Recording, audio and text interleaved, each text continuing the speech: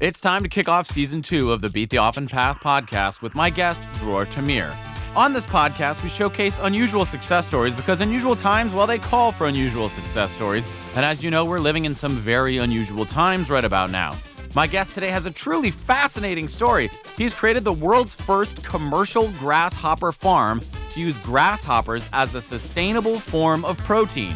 He says that grasshoppers can actually be much more sustainable than many vegan or vegetarian protein options, and they're leaps and bounds better for the planet than traditional sources of meat and or protein. Rather than just think about this concept, he went out and built his very own company in Israel, and now his concept is taking off around the world. I'm so excited to present my next guest, founder of Hargol Food Tech, Dror Tamir. Dror Tamir, I know I'm butchering that. Thank you so much for joining me on the podcast today. How are you feeling? Hi, Ross. It's my pleasure to be here. It's late night. It's finally a rainy winter day here in Israel. Okay, and we are 10 hours apart in time right now. Isn't that correct? Late night for you, early morning for me. Well, for those of you listening at home, Dror has a company called Hargol Food Tech. And the interesting point about this company is, drum roll please, what? We are the first one in the world to produce grasshopper protein on a commercial scale. Grasshopper protein on a commercial scale. That is just excellent and fascinating. So I have to know, how does one get into the business of producing grasshopper protein? Well, I have a short answer and a long answer. The short answer is, I'm an accountant. Okay, perfect. All right, and that's the end of our episode. Thanks for listening, ladies and gentlemen. That's all we need to know. If you want someone to think outside of the box, talk to an accountant. That's it. That's always what I've heard. Accountants are known for their creativity. Exactly. However, I was born in a kibbutz in Israel. And beside the fact that my grandfather was the chairman of the kibbutz and established 2 food companies, and my grandmother was the cook of the kibbutz and taught me from a young age how to cook for thousands of people, they used to tell me stories about the 1950s in Israel. At that point of time, Israel suffered from locust swarms flying in from Africa, destroying the crops, while the country suffered from food insecurity. So the kibbutz members used to run to the fields to make a lot of noise and scare the grasshoppers away. At the same time, they saw other Jews, Yemenite and Moroccan Jews, coming to the same fields, collecting tons of grasshoppers and eating them. So as a very young boy, I learned that grasshoppers are food for many and that they are the only kosher insect there is. Fast forwarding 35 plus years into the future, I'm a serial entrepreneur for food and nutrition. I'm tackling the protein challenge, and I'm realizing that I know the solution.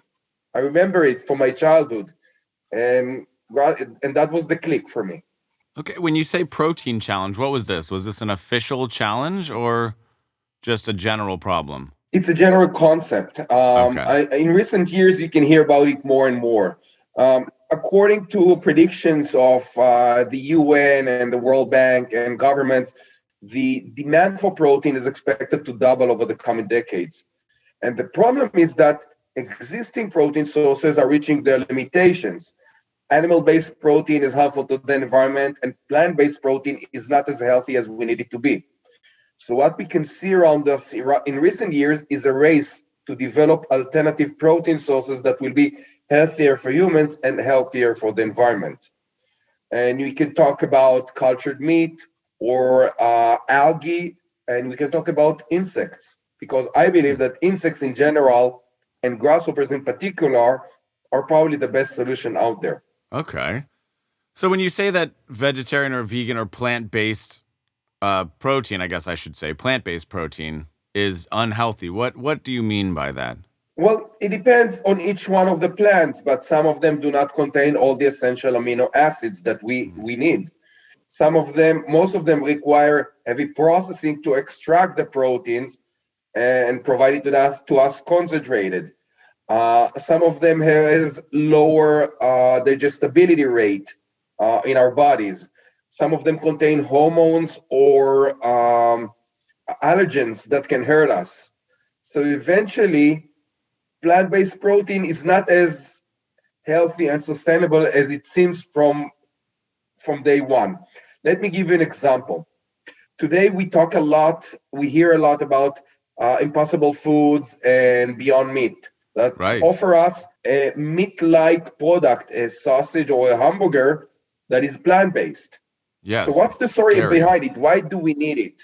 So we can say, well, it's more sustainable or it's healthier, but probably it's not, because we are replacing a single ingredient product like beef with a 17 long ingredient list that is highly processed. Some of the ingredients are genetically modified in order for us to feel and think that we're eating meat. So I'm not sure it's healthier. I'm not sure it's more sustainable. Probably not. And you can see what John Mackey said from Whole Foods Market about a year ago. He said, we were the first one to put them on the shelves, and we are the first one to take them off the shelves because we will not serve unhealthy food products to our customers. Ooh, I So didn't there's hear a about that question last behind part. it. Yeah. And the last part is they can still claim that they're not killing animals in the process, which is also a good thing. But I'm not sure they're correct on that. Yes, they're not Uh-oh. killing cows or chickens, but how many insects did they kill in the process? Because in order to grow all those plants, farmers have to use pesticides and fertilizers to kill the insects that come to eat the plants. So they Mm, killed billions and trillions of insects in a nasty way. Those insects or those natural resources were just being wasted. mm, And at the same time, they contaminated the soil and the water sources. right.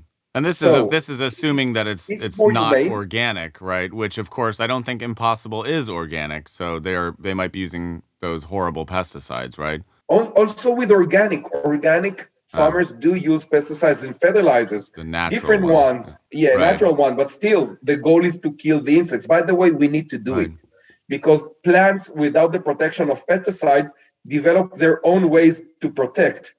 And those Mm. ways can be also poisonous to us. So Oh, right. eating plants that did not have any protection is not healthier for us. It's really Mm. interesting that issue. And when you look at insects, and let's talk about our grasshoppers. We grow the grasshoppers and their feed with no Yeah. pesticides and no fertilizers because they will be the first one to die. Second thing, we use 100% of what we grow, both the feed and the grasshoppers. 100% of the animal is edible, nothing goes to waste. And even the way we harvest them is at the end is done in a humane way. These are cold blood creatures. We drop the temperature, they fall asleep, and only then we collect them and freeze them. So there is no stress in the process for the animals. And this is done according to the European Union minimal harm done to animals policy. Mm. So I'm claiming that our grasshoppers are more humane to as a protein source than any plant-based protein out there. So Wow. it sounds like a joke, but if you think about it, I'm calling vegans and vegetarians. Come on, guys, it's time for you to open your eyes and become more aware of the environment. You're hurting us. I love it. Oh, this is wonderful. Wonderful stuff. So the feed in this case, as I'm looking behind you, I see what is that? Grass? It's grass is the feed? Wheatgrass. Yeah, Wheatgrass. Okay. wheatgrass. And when you say you But let use me it, tell do you you the use it story as in like behind you make it. wheatgrass juice, you sell it to people, or you use it just put it back into the farm itself? Well, have you ever tasted wheatgrass fresh like this, not in form of a juice? I mean, I've had a juice that came from them, blending it in front of my eyes. At places like Whole Yeah, Foods, they do that. it's not the same thing. Okay. The juice is not that tasty. The No, it's not. wheatgrass It's juice. horrible. It's terrible. Exactly. Why do that? Try the wheat, the grass itself. It tastes amazing. It's sweet. It's so good. So Okay. you take a very tasty product and you just destroy it in the form of a juice. You also Okay. lose much of the nutrients because of that process. So it doesn't make sense. However, I must say, I don't think our body can digest so much grass. We're not built to that. Okay. We're not really grazing animals. Right. But this is the feed that we provide to the grasshoppers. They finish it in one day, and on a daily basis, we serve it to them. So you can understand that we're serving them high quality feed that is also relatively expensive. So, But okay. this So, is what we're doing. But this mhm. is what we're doing today. The grasshoppers get all the nutrients and all the water from the wheat grass, and this provides this. The result is a very high quality grasshopper. However, we're thinking about large scale operation and becoming much more efficient than any other protein source in the world. So we are developing grasshoppers that can feed on dry feed. And this is very interesting and also very tricky. First, you need to take an animal that is used to eating only fresh grass and teach it how to eat something that is dry. And we managed to do it. They started eating the dry feed. But now you have a new problem. They need water. So we taught them how to drink water from an outer source. Um, Let me tell you what's the and of course this is not just teaching new grasshoppers every time. It's about developing a new genetic line of grasshoppers that can feed on dry feed and still provide all the health benefits and nutrients that the regular grasshoppers do. And after 6th generation, I can tell you we are there. We got it. We are still Sixth developing it. generation. It will take us at least 2 more years before we will be able to deploy it on the commercial farm, but we are getting there. But the impact is unbelievable because the cost of the dry feed is 3% of the cost of the wheatgrass. Oh, wow. So at this point, I have to back up a little bit here because this is the point where Yeah. so you have an idea. You say, you know what, there's a protein problem in the world. And I remember from childhood that grasshoppers can be eaten. That part I understand. So what is the next step from from this idea to I'm going to build a business doing this? How did you literally start this thing? Well, I was sitting on the balcony at home trying to Hmm. figure out where this new alternative protein source will come from. And I realized, well, grasshoppers are amazing. But the next understanding was who will eat those?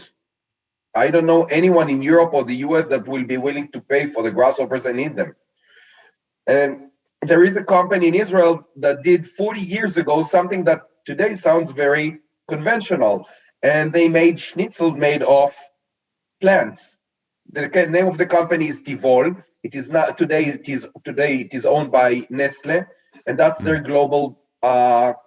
It's not the brand anymore, but that's the global company that is producing for Nestle meat replacement products based on plants. So I looked at what they were doing, and I said, I'm going to do the same. I'm going to take the grasshoppers and turn them into schnitzels, where when the customers will not be able to tell that they have insects inside. And I said, well, I also got the name for it. I will call it steak tzartzar. Now, that's a joke that only the Hebrew listeners will understand because Oh, okay. steak tartar, you know what it means. But Yes. steak tzartzar in Hebrew means crickets. No, steak. Well, that is a great pun. I love puns. That's wonderful. Yeah, but that was good for the Israeli audience. However, when we Yeah. got the first investors from the US, they said, listen, we cannot pronounce tzartzar. You have to come up with a new name. And Mm. I came back to them with Hargol, which actually also is also a joke on their expense because in Hebrew it's Hargol, which is another word that the American customer will not be able to say. The story behind that name, just to Which share with you, means that's yeah. it means that's the name of the kosher grasshopper from the Bible. On Leviticus, Ah. it says that grasshoppers, Chagav, Hargol, and Arbe, which means locust, are kosher. On the translation to English, it says grasshoppers, Hargol, they kept the word, and locust are kosher. Hmm. So that's the word in English. We just kept it. Makes And, sense. and Hargol.com was available. And Hargle, yeah, of course it would be, right?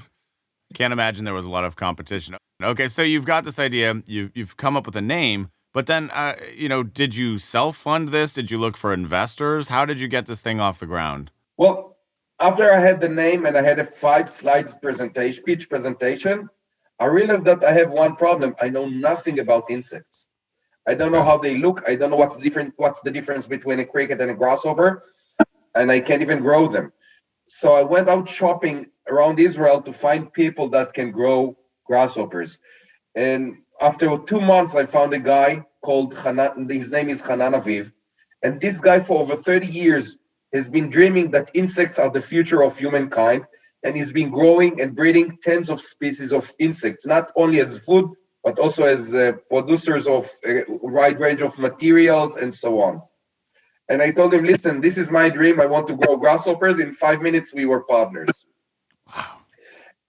And we also added a third person, Ben Friedman, because we knew that we need someone that understands something in food and nutritional supplement regulation. because that was the goal, and we knew nothing about it. So that was the basis of the team, and we started working together, self-funded. Each one of us has his family, children, and for 2 years we worked in Hanan's garage developing this business. Hanan was growing the grasshoppers, Ben was working on regulation and connections, and I tried to raise funds and was not successful for 2 years. But Wow. after 2 years, we found the first investors because the protein challenge and insect as a solution started to become a discussion globally. And eventually we found one investor that was willing not only to hear the story, but to move forward and put some money into this venture. And we established the company and also at the same time changed the name from Steak Tzartzar to Hargo. So in those 2 years, what the only thing that had changed was the global culture and the conversation, or had you developed something that was a turning point that made the company more investable? It was a combination of several things. Of course, around the world, you saw more and more people talking about the protein challenge, and more people, but still not many, talking about insects as a solution. The other way around was the other things that happened were first, we were able to show a small scale grasshopper farm concept at Hanan's garage, small garage with 12,000 grasshoppers hopping around. And the last part was actually something that everyone told us not to do. They told us stay in stealth mode until you have a product that is ready and then go out to the media and talk to them. And we decided to do something else. We decided to go out to the media and talk to them and share the story because we realized that no one understood what we're doing. And we had to build this awareness and build this acceptance around what we're doing. And we started sharing the story with the media. And it was like a fire, We just did the first interview. And from that moment on, I think we had for about 40 plus month straight interviews on international media. And when did this begin? What year are we talking here? June 2015. Okay, so 5 years ago, it started taking off. I mean, it's a pretty unique concept. And a year later, we got the first investor. Okay. Oh, wow. So a year of interviews, and this is after 2 years of development in a garage. You start doing interview circuit. Exactly. So 3 total years later, you get the first investor. No, 1 year, 2 years of development, and 1 year in parallel. Wow. Okay, in parallel. Okay, so you get the first investor. At this point, do you have any idea what kind of package you're going to be putting the grasshoppers into? Because I see on your website, it's a powder of some kind that you're selling now, right? So was that decided at that point, or did that come later? Well, the thing is, when we look forward, we believe that the powder eventually will be the leading product in the markets. We will not be selling it as a consumer product. We will be selling it as an ingredient to food producers. Now, when I'm looking forward, there is a huge challenge here, mainly when we're looking at Europe and the US. We need to educate consumers that eating insects is healthy for them, healthy for the environment, and they should change their habits, which is not an easy task. This is a huge task. I would argue, and it's impossible especially for a small here, startup to do. I think especially in the United States, Absolutely. These kind of changes are almost impossible. So I'd love to hear. I mean, in Europe, I actually lived in Europe for 8 years. My wife is European. I lived in the Netherlands for 8 years, and the difference is striking in terms of a willingness to think forward about food or sustainability. I mean, here in the United States, it is very much an afterthought for the great majority of the country. I've noticed they just don't care. Unfortunately, they should care, but they don't. So, so how has that part been? Have you made progress? So, I mean, obviously, I understand when you're getting the press, people are like, "Oh, that's weird. This he's eating grasshopper. That's funny. It's like a nice human angle." But at what point did people start taking you seriously enough to think, "Hey, maybe that's something that I would eat, or maybe that's something that I would try"? Well, that's a great question. We tried different angles to see what will be the response from consumers in different markets. Let's start by saying that grasshoppers have something that is completely unique to novel products. And that's, they have existing markets. Grasshoppers are the most widely eaten insect in the world. They are considered a delicacy by over 1 billion people across Asia, Africa, Central America, and the Middle East. Not only they are considered a delicacy, they enjoy very high demand, very high prices. In Mexico, chapulines, that's a national delicacy. They can reach up to $800 per kilogram. In Saudi, $300 per kilogram. Yemen, $480 per kilogram. Uganda, $150 per kilogram. Myanmar, South Korea, Japan, $200 per kilogram, and many, many more. I can give you the names of the grasshoppers in many languages, from Ensenene, Chapulines, Belalang, Inago, Hagav, Jarad, and more. So they have an amazing story behind them. It's part of the culture of so many people. So for us, until we build this perception in Europe and the US and build the partnerships, which I will talk about soon, we have existing market, and we are now targeting those markets. We're selling the whole grasshoppers because I don't need to educate anyone. Today, they base the supply in those markets on collection in the wild, which is very limited. Only when the grasshoppers are available, which is about 4 weeks a year. Yeah. So 11 months a year, we are the only source of grasshoppers for them. Is that right? Wow. Yeah. And nobody else is doing this. Many people tried. Let's take. Okay. There are many companies that tried to do that and failed along the way. We know of tens of companies that tried farming grasshoppers on commercial scale. It's not as easy as it looks. You need a lot of luck in the process.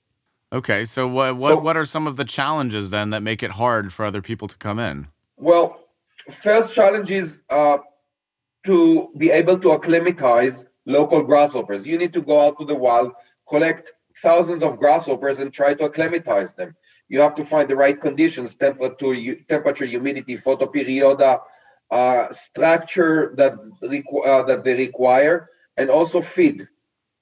So if you get all that right at a high quality, eventually you will have grasshoppers that will start breeding and lay eggs.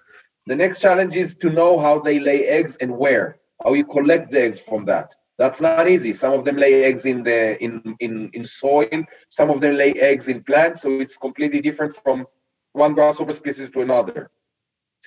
Next step, another challenge. Eggs usually stay in the ground or where they were laid for 40 weeks. They have one cycle a year, and you can't build your business on that. So you have to be able to accelerate the incubation period and reduce it. And with 4 different species, we were lucky enough to reduce it to 2 weeks. The meaning is that instead of having one cycle a year, we have over 10 cycles a year with the grasshoppers. From 40 to 2, that's huge. Yeah, actually, this is something that is common to many other insects and also many other grasshoppers. They have a mechanism, the eggs have a mechanism that tells them there is food outside you can hatch. That's a combination of timing with photoperiod, humidity, and light. If you get the parameters right, they will hatch. For example, in Israel, we suffered from 5 straight years of drought until 2 years ago. So not many insects hatch. They can stay in the ground for years. 2 years ago, after 5 years of drought, we had a rainy season, a rainy winter. The result was unbelievable. We had bursts of insects all over the country. For 2 weeks in March that year, the entire country was covered by billions of butterflies. It was beautiful. It was the first time this happened.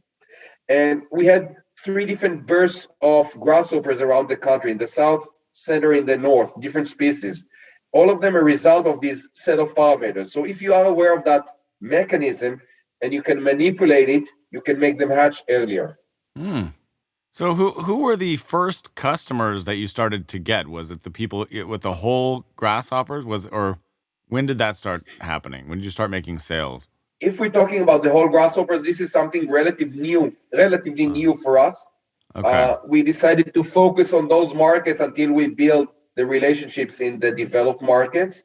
We already have distributors in Mexico, the Gulf region, the Persian Gulf region, and in Asia. And we expect to sign first deals by January. So in the coming 3 to 4 weeks. Okay. And However, this is the as first an sales of ingredient. Okay. Mm-hmm. and for them we sell the whole grasshopper as a product. You can find it in markets, and that's it. It's very simple for us.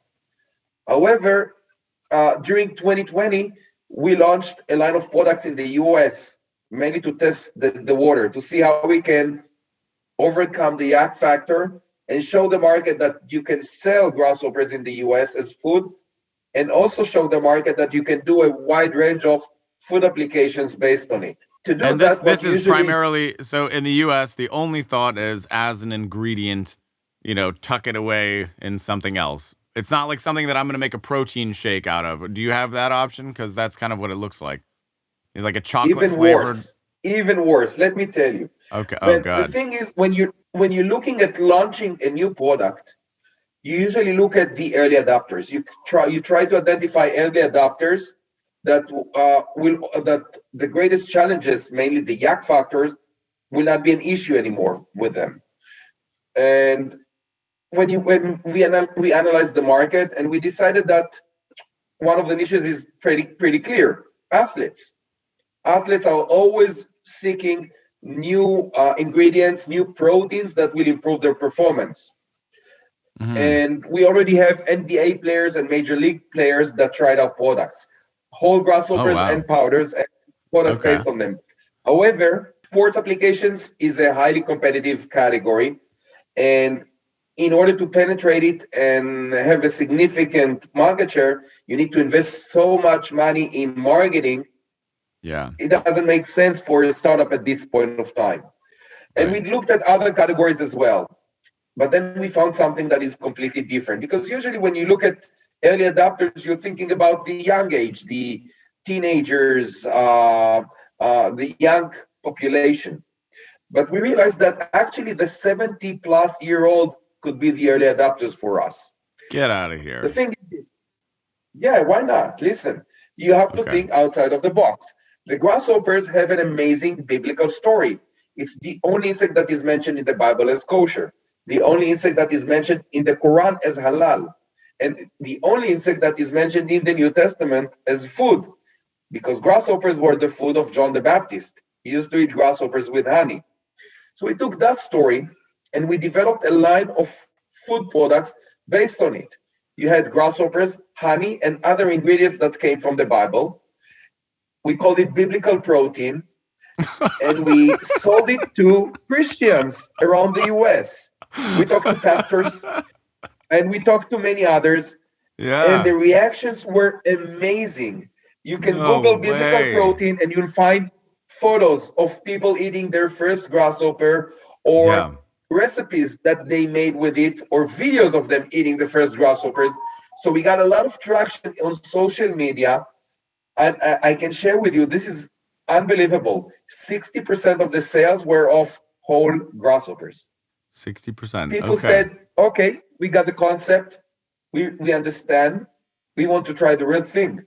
Okay. And And are the they reactions cooking these were, up? Or are you frying it up, or how are you eating this? You put in some oil in a pan and frying them up, and then that's it? Just crunchy little sides, or well, that would be the perfect way. That's the way most of the world is cooking grasshoppers. okay. However, we Sure. wanted to keep things as simple as possible. So what we did, we just dried the grasshoppers in an oven, not really roasting them, because it was at really low temperature, about 50 degrees Celsius, which means that you can call the product raw food still. And we just dried them, put them in a jar, and we sold the jars, ready to eat Wow. grasshoppers. And you can just pick one and put it in your mouth and eat it. And it tastes good. You like the taste? It tastes fine. It tastes You fine. know, they have almost neutral taste and flavor. So Okay. actually, there is no significant taste. They are a Like little bit tofu. salty, so they remind you Yeah. of like chips, very dry product. Okay. So, but you put some salt on it and it's like a chip. There's nothing offensive or weird about the taste. No, uh, Okay. as long as you overcome your mind, The which is not mental an factor. easy Yeah. thing. That's true. Yeah, Yeah. Well, but it's something that interesting. amazed us Yeah. was that some of the customers took those grasshoppers as a whole, and did something that we never expected. They added them to recipes, and they started sharing recipes based on our grasshoppers. So you can find online salads, main courses, desserts with the whole grasshoppers in them. So in salads, you can look at them as croutons, but Yeah. then Sure. someone published a cheesecake with grasshoppers on it. Could you believe that? No, I can't. But I'm very, very curious about this now. You know, it's interesting. My wife and I, we are predominantly vegan and vegetarian. Actually, we do eat fish from time to time. We never eat meat. Haven't eaten meat in probably about 8 years or maybe 10 years now. But you know, this is something that I think I would try because I'm very interested in the future of this stuff. You know, I think I would absolutely like to know what it tastes like for sure. It's fascinating. And how much protein are we talking about here for per serving compared to something else, compared to meat or a steak or whatever? Well, let's do the comparison. Okay. Grasshoppers are like concentrated protein. Usually, when Okay. you go out to a store and you buy these protein shakes, if you'll find a product with 70% protein, it will say concentrated protein because it have to be a processed product. Our Mm. grasshoppers contain over 70% protein as they are. Actually, the last cycles were 72 and 73%. So it's a really protein dense product, all essential amino acids, and also nutrient rich. They contain omega-3, omega-6, iron, zinc, folic acid, calcium, and vitamins. So you eat the product as it is. Now, to compare it to beef, the daily protein intake for an adult in beef is about 200 grams of steaks, almost 1 pound. In Mm. grasshopper powder, that's 3 spoons. 3 spoons is enough. That concentrated. And okay, when you have the powder though, are you blending this with water or almond milk or what? Well, the crude powder will not work well with water because it's not Okay. soluble. Oh, I see. It's like putting sand in water, which is Like not a good nutritional thing to yeast or see. something. Yeah. Right. Yeah, Okay. it doesn't look good. So we have two options. One is you can take the powder and you can blend it into smoothies or Mm-hmm. salads or bake. Just add it to the food and consume it, which is really nice because Mm. it's almost neutral in taste and flavor. It will not impact the flavors that you're enjoying. That's a huge advantage. This is how we did the prototypes of hamburgers and sausages with a protein boost from grasshoppers. We do have a joint venture with Israel's largest food producer, Tnuva. And with them, we are developing a specific line of product for athletes. And we do have a soluble grasshopper powder, vanilla flavored, that Okay. is ready for market. And we expect to Yes. launch it on the first half of 2021. I will. I can't wait to see this update. I'm very curious. I'll circle back for sure next year. That's too fascinating. Um, Now, obviously, if I'm looking behind you at your beautiful green screen, is that your current facility behind you, or have you expanded? What does the operation look like today? That's one of our facilities. That's the first production facility, a fattening facility in Mm, northern Israel. Um, mm. and in such a facility today, we are producing 20 million grasshoppers annually. And as we are moving forward, we are improving our protocols. So this farm next year will be able to produce over 50 million grasshoppers annually. Can you describe to me what is the sound of that many grasshoppers? That will be a shock to you. You need Is to it think not deafening? only Do you need to about wear sounds, but also earplugs? about no, Okay, super quiet. super quiet. Uh, when you think about the noise, those are crickets. Those are If you'll crickets. go Yeah, to I a was as cricket I farm, you'll said it, hear I the was like, noises. you dumbass. Okay, so it's super quiet. So So 20 million, just nothing, just rustling of leaves. exactly, the only sound you hear from the grasshoppers is when one of our employees is walking through the cages, disturbing them, so they start jumping. So you hear the jumps, but nothing more than that. Oh my goodness, that is But let's too talk about the much. smell. Yeah, please. Have you ever been to a chicken coop? I mean, sure, once or twice, but How not was the recently. smell? Not good. But how was the smell? Not good. If you Yeah. go to a cricket farm or a Oh God. mealworm farm or a flies farm, and you can Yeah. find those in the US, Yeah. They smell worse than chicken coops. The smell Okay. is not nice. Yeah. If you go to a farm, it smells like a greenhouse. And that's because several reasons. One is grasshoppers are picky eaters, they eat the fresh grass and not any organic matter. Second thing, that's the cage technology that we developed that removes the feces of the grasshoppers from the cages, and at the same time keep well ventilated environment. So we are controlling the humidity and the feces. When you don't have accumulation of humidity and feces, you don't have the release of ammonia, and the smell is really nice. The smell is really nice. So it's not. It's positive. You like being in that environment, or is it just not bad? No, it's It's perfectly nice. nice. It's Okay. really nice. You can Yeah. we joke that between cycles we have 1 week of sanitation of the rooms.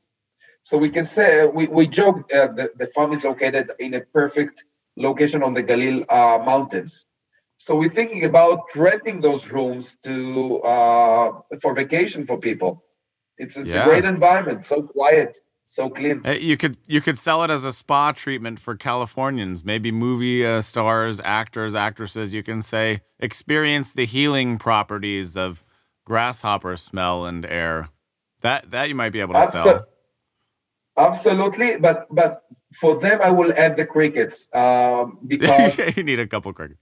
I've been to a very small facility where they had 70,000 crickets in, Oh my and the God. sound is not strong. The sound is really, really mild, and I must tell you, it is relaxing. So try Huh. to imagine a farm with millions of crickets making these sounds. So replace at the spot the whales singing Yeah. or ocean waves. Just listen Right. to crickets. Oh my God. Because I would imagine that it would be like deafening, like listening to a jet engine. There's because one of them is so loud. No. No, they start making noises only when they breed, and this is a Okay. fattening farm. They never get to breeding. In the Ah. breeding facility, they do make noise, but it's not much. Well, let me ask you then. What is the day to day? What does a day in your life look like right now? Well, since I'm managing the company, every day is a chaos. Mm. From talking to investors, raising funds, talking to the media, more and more interviews. We get interviews almost on a daily basis And how many employees through do you managing have? the company. We How have many 22 employees? employees, Okay, so growing. Yeah. 22 employees, and we are growing. I think the thing that I'm most excited about is the fact that from day one we set a goal that our company will have at least 15% of our workforce persons with disabilities, and that's a huge challenge for a startup. It's not easy to bring them in, and we had some challenges on the first year, but we got it right. And actually, the plan for next year is to establish two more farms. So we will scale up significantly, Okay. and we probably will increase the goal from 15% to 30% persons of disabilities because of that. Okay. So that's also Fascinating. very exciting for us. Yeah, that's wonderful. Great initiative. And have you personally, I'm assuming at this point, you have quit eating meat. You only eat grasshoppers for your protein, right? Well, the thing is this. I believe that eventually we have to have a mixed diet. You don't have Okay. you shouldn't base your diet on a single source of nutrients or protein. Yes. So I'm eating plants, I'm eating meat, I'm eating Okay. insects as well. And I believe that eventually humankind diet will be based on a mixed diet like that. Do you see yourself ever stopping eating traditional meat sources? I don't know if it will be completely stopping eating them, but absolutely we are at home. We are reducing the amount of meat that Okay. we are eating. We're not eating meat on a daily basis anymore. Yep. I think almost half of the week we're not eating meat at home anymore. Cool. Man, this is really, really fascinating. Well, what's your next goal then? Um, Two main goals. One Yeah. is to start distributing the products, the whole grasshoppers in existing markets. You may say we're starting to feed the third world where they eat Mm. grasshoppers. And that's on its own a huge task and huge goal and vision. Um, on the other hand, we are working hand in hand with leading food producers in order to build joint ventures and develop, manufacture, and distribute eventually food products based on our unique animal or unique ingredient. We have one joint venture that is already signed. We have a few exciting joint ventures that are getting very close to be signed. Big names from the US, Europe, and Asia. And I think that the next couple of years will be super exciting for the company. Wow, so you are very optimistic about the future, it sounds like. Much more than I can say. I don't want to sound Okay. like someone that is dreaming too much, but you Yeah. said how can we educate U.S. consumers? Well, Yes.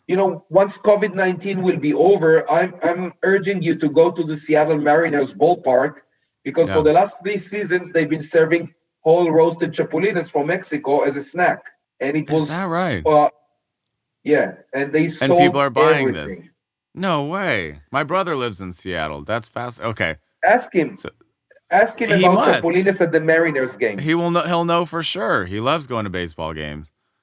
Yeah, So it's that's already catching on in some small yeah, way. exactly. And PepsiCo announced that that they're also already trying Doritos with insect protein. And IKEA announced that they will replace the beef in their meatballs In the to meatballs. insects and plants. Yeah. So the world, When will they be doing it, that? When? uh, they're still developing the product. I'm not sure. I Okay. think next year they're supposed to launch the product. And you probably are familiar with the brand President's Choice. Again, sounds Mainly, familiar. mainly in Canada, you can find them. President's Choice. That's a Okay. really known brand. Sure. They've been serving insect-based products under their brand, so that's Okay. very impressive as well. In Europe, you can find it in Carrefour Yeah. and many other retail chains. You can find insect-based products already. And so, can you find your product in Carrefour and all of those? Because that for those who are in America, that's like the, I don't want to say the Walmart, but they're the massive grocery stores of Europe. If you haven't heard of that, so is your product for sale on the shelf there? Not yet, because our strategy, as I said, is mainly focused on existing markets. Yeah, It generates much higher margins for us at the moment. makes sense. So, all right, I'm going to ask a couple of slightly different questions. We're going to go in a little bit of a speed round here, if you're ready for it. Yeah. So I would say first question is, do you read books? If so, how much? And do you read for pleasure or for personal development? I used to read a lot of books Hmm. before I got into this venture, but today I'm working almost 20, 22 hours a day, so I don't have time to read books. The only books I read is the books I read to my kids now, but 22 only for hours a day? pleasure. You're working I'm 20 I'm hours a getting day. I'm getting to 22 hours days easily, yeah, many times. Oh my God. So how many hours do you sleep on average per night? Um, Usually, the average could get to about 4 hours, but I get weeks of 2 hours on average. Okay, so all right, here is a question that I have. This is a good question because I love watching entrepreneur stories and reading biographies, autobiographies, success books, all of that. And in my mind, there are two types of people in this world. There are people who apparently don't need sleep, and then there are people who need sleep. I've always had a theory that if you're not one of these magical freaks that can just live on no sleep, that it's almost impossible. Like for me, like my brain starts shutting down if I have 2 out 3 hours. I have a 2-year-old kid, so enough hours, enough days of not sleep, and I become stupid. I can't think anymore. So, do you believe that there is just a group of people on the planet that don't need as much sleep? Well, probably there are, but I think it's a mental issue. It's Hmm. about making the decision if you can do it or not. So Hmm. it's like the question, can anyone run a marathon under 3 hours? So it's the same question because Right. physically and mentally, it's a combination that I believe anyone can do. But the Yeah. Hmm. mental issue is a big issue because Hmm. people have to train for 1 year at least to get to that mark. And not many people can do that day after day. So all of us can do it, but not all of us can stick to it. So eventually, it's just the decision you make and you stick to it. When I'm getting tired, I'm finding something that will stimulate me, and I Yeah. can go on for a few more hours. I'm not telling you it's easy. I'm not telling you it's healthy. It's Yeah. super unhealthy, but it Okay. is what it is. You can move forward without investing those resources. Now, another thing I will add, you said you read about entrepreneurs. Usually, you read about the success stories. Right. You don't hear about the problems behind it. And No. I think it's a good thing, because if people will know what entrepreneurs are going through, what are the challenges on a daily basis, Yeah. it's not about the exits, it's not about the success, it's about moving forward when you fail on a daily basis. And Yes. that's the main story of entrepreneurs. So entrepreneurs that made it did not have success all the way. They failed Right. many more times. Right. They failed. Yeah. Well, it's I've been training for 2.5 years now at no sleep with my daughter. Since she was born, I've been training. I still feel like crap, so I'm not there yet. By the way, that's parenting. That's parenting. You do That's not sleep as a parenting. parent. No, it's I never in my life imagined how little sleep I'd be getting now, but I feel that it takes a toll.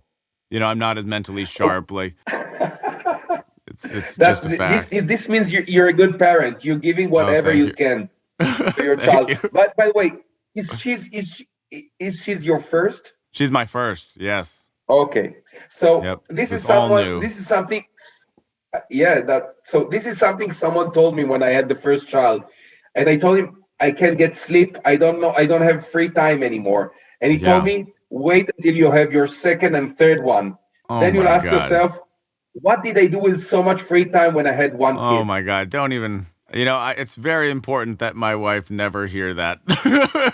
I hope she doesn't listen to this episode. She's already terrified of the idea of ever having a second child, and you're not helping. Just- oh my goodness. Okay, so aside from no sleep, which I commend you for, I mean, yeah, healthiness of not sleeping aside. Do you have any daily routines or rituals or any sort of daily spiritual practice that helps you with the grind, or just I wake up and I work and I come home and that's that? Well, I think there's one ritual that I got so used to, I'm not even feeling it. But Mm, when I'm talking to people, they tell me, you're doing that all the time. I'm the optimistic person. mm, I'm the one carrying the flag and moving forward every day. Doesn't matter what's going on, how bad things are, and they get really bad sometimes. I'm sure. always optimistic. Not only that things will get better, I'm also the one bringing the other opportunities or other solutions. So when things go wrong, people know that I have at least three new solutions to the problem. And this Mm, is a message I'm delivering all the time, carrying all mm, this company and team behind me, and mm-hmm. investors and partners. So that's my message to everyone. We're going to make it, and we have so many opportunities. One of them will work eventually.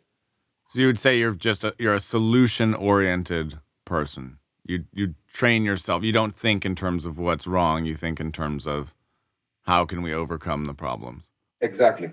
Wow. So I am always fascinated. So, for anybody out there who wants to start a business that can change the world, I mean, for me personally, I don't know if you have read Marcus Aurelius or I'm a big fan of Stoic philosophy. I think it's wonderful stuff just for life. And, one of his quotes that I really enjoy is bear in mind that the measure of a man or woman is the worth of the things he or she cares about.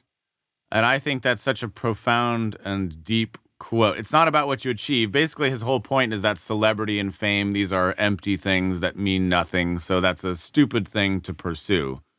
But I think by that logic, pursuing alternative food sources, solving the challenge of protein shortages, that is something that is a very noble goal, in my opinion. Or if you think of like, Tesla or what Elon Musk is doing, like sustainable energy or cars.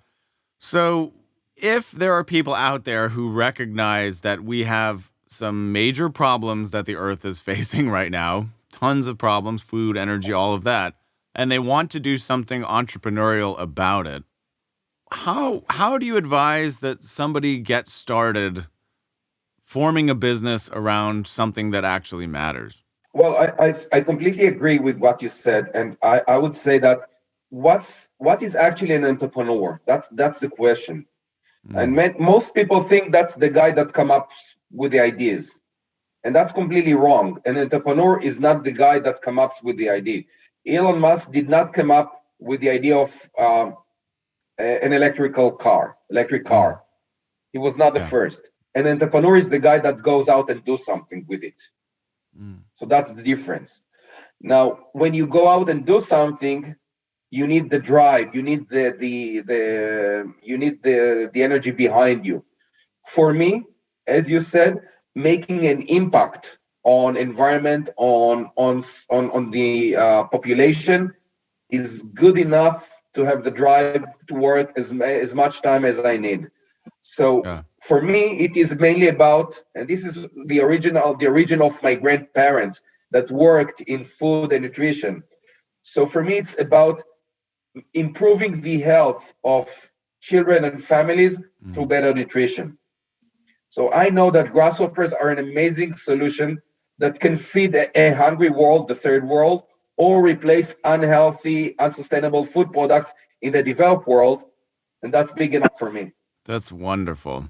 And I think along those lines, another question that I would have is people who are observant and read and who, pay attention to what's happening in the world, you see tons of different problems that you could solve.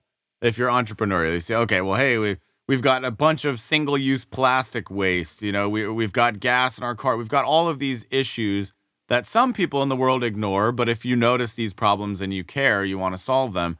How do you decide which of these avenues you want to pursue? Like, you could have started a business doing anything that would have helped. How do you say, like, okay, no, I'm not going to fix the plastic problem or the garbage problem or the clean energy problem. I'm going to fix this problem, the food, the protein problem, sustainability.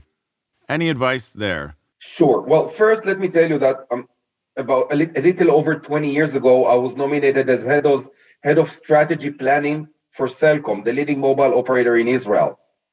And I was a little bit younger than today, and I was really excited about the new job, but I knew nothing about strategy. So I went out and read a lot about what is strategy, and nothing really convinced me that I know what strategy is until I read one headline that said, "Strategy is opportunities occur to the ready mind." Now, this is an amazing line, and it relates exactly to what you said, because the opportunities, the problems around us are infinite. The thing Mm-hmm. is, we need to open our mind and be able to see them, and then the problems, and see that there are opportunities to solve them and develop a business around them. Now, the next thing that we need to do is also open our mind to ourselves and understand what's really motivating us, what makes us happy, what makes us energized. If you can combine the both, I think you got your business, your venture.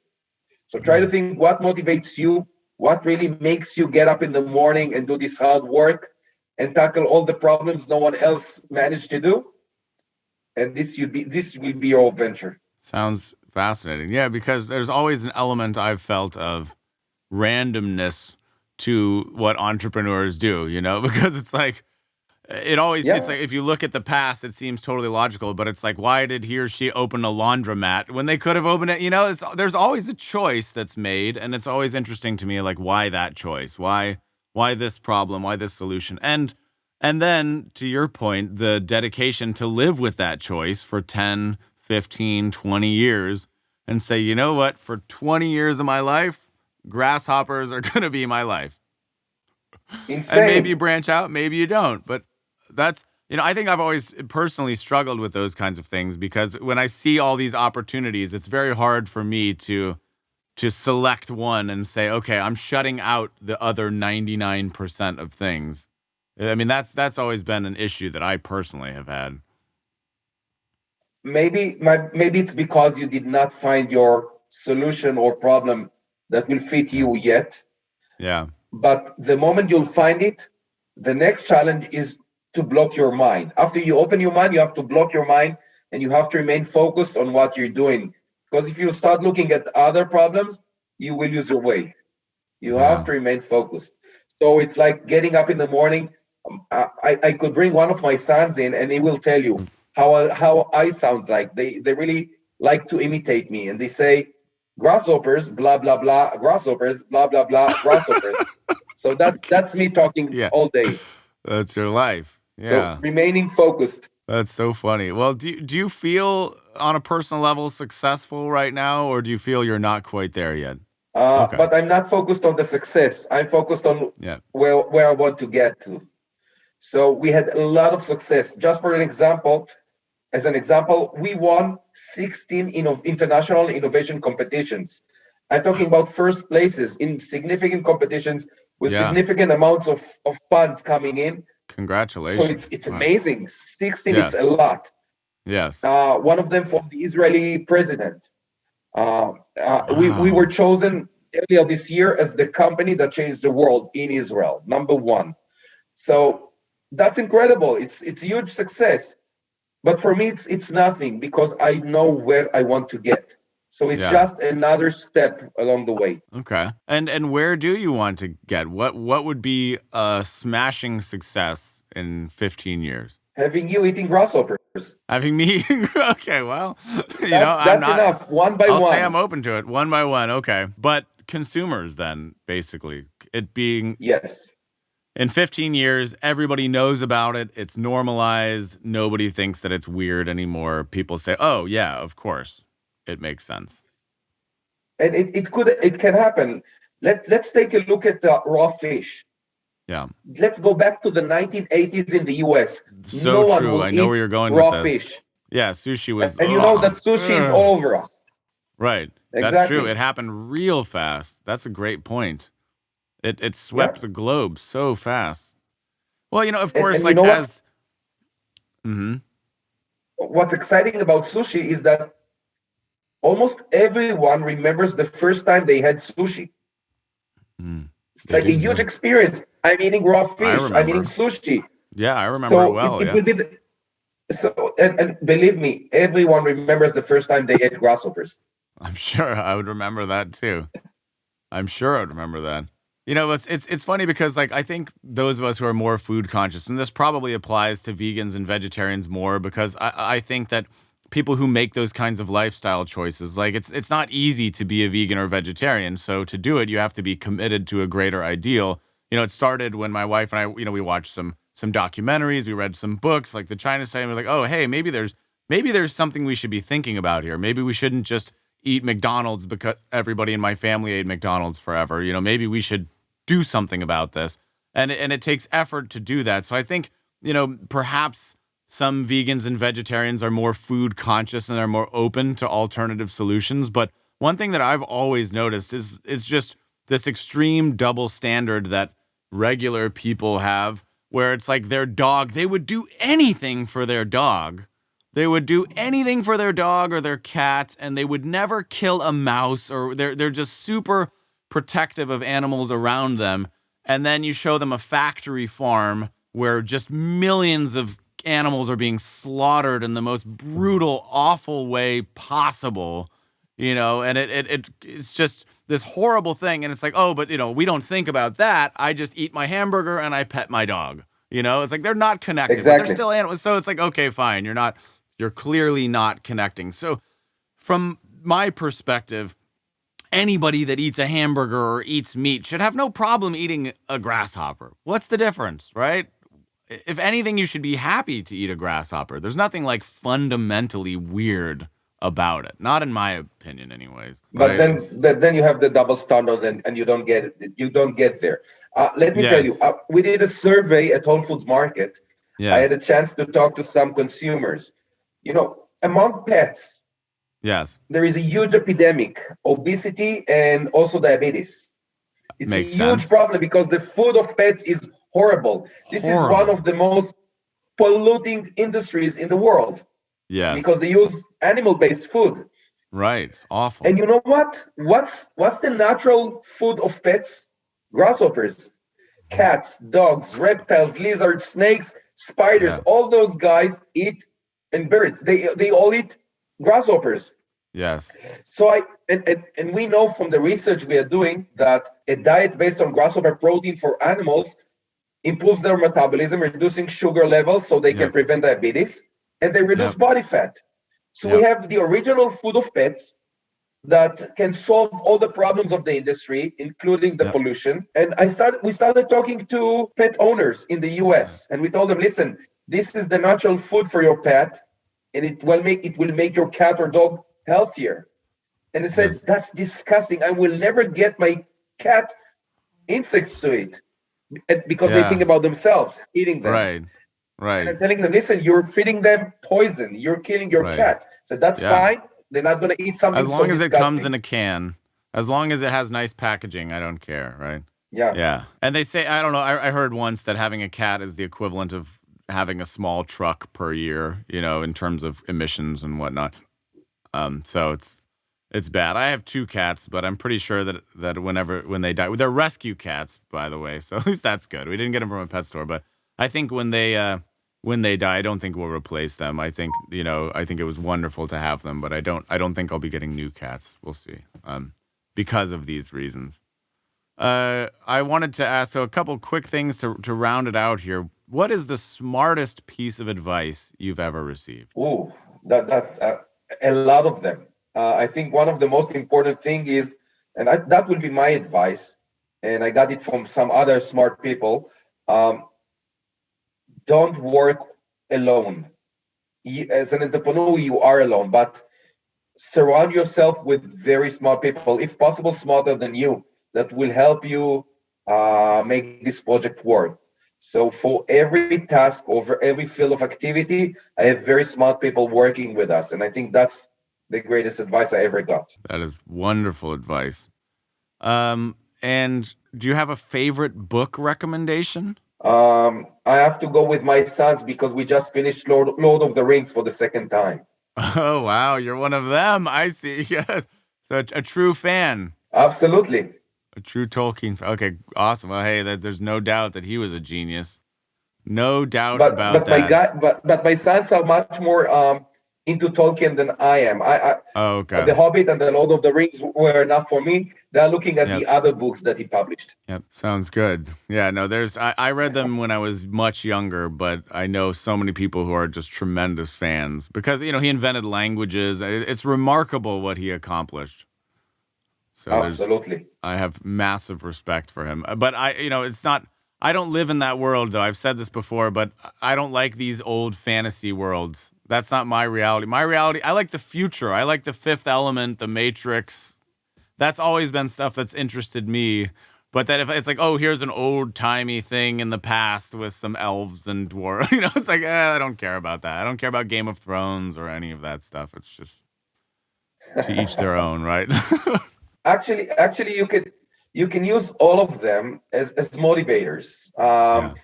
Yeah. Just um, I'll take a lot. You said metrics. So as an entrepreneur, just remember there is no spoon. There is no. That's right. Mind blown. Boo. That's in entrepreneur. You work with your mind and you develop something completely new. There is no spoon. Hmm. It's just like that. Excellent. I think that's a great one to go out on. But before we end this, I wanted to give you the floor here. Anything that you want to say directly to the listeners, anything you want to promote about yourself or direct people to your company or where they can find out more? Well, what I will say is just keep your minds open. Don't take everything as granted. Don't look at the traditional food you eat or things that you hear as granted. Ask questions, become more aware of the environment, the world, and the people that live around you. And I think you'll find life much more interesting and funny. And if you really want to open your mind, just go into our website, hargel.com or biblicalprotein.com, and Yes. order your jar of grasshoppers and enjoy them. Sounds wonderful. And one last thing. Do you think that a sense of humor is important in business? Yes or no? For me, absolutely yes. But not some businessmen will not agree with me. But for me, it's part of life. We work hard. we try hard, at least try to have some fun. I completely agree. Well, thank you so much, Dror. I really appreciate you coming on the show. And with that, the official podcast is over. Thanks for listening to the Beat the Often Path podcast. If you've been enjoying this show, please like, comment, share, subscribe on Apple Podcasts, subscribe to me on YouTube. It would mean the world to me. Also, do you have an unusual success story, or do you know someone who does? Well, please recommend them to me. They could be a future guest on this show. Maybe they've rolled the largest boulder down the mountains of Tibet, or maybe they built the world's largest chicken farm in Madagascar. The point is, I don't know what I don't know, so I'm looking for inspiration and unusual success stories. So help me by being a part of this adventure. I'm looking to grow this podcast with you. Thanks again for listening.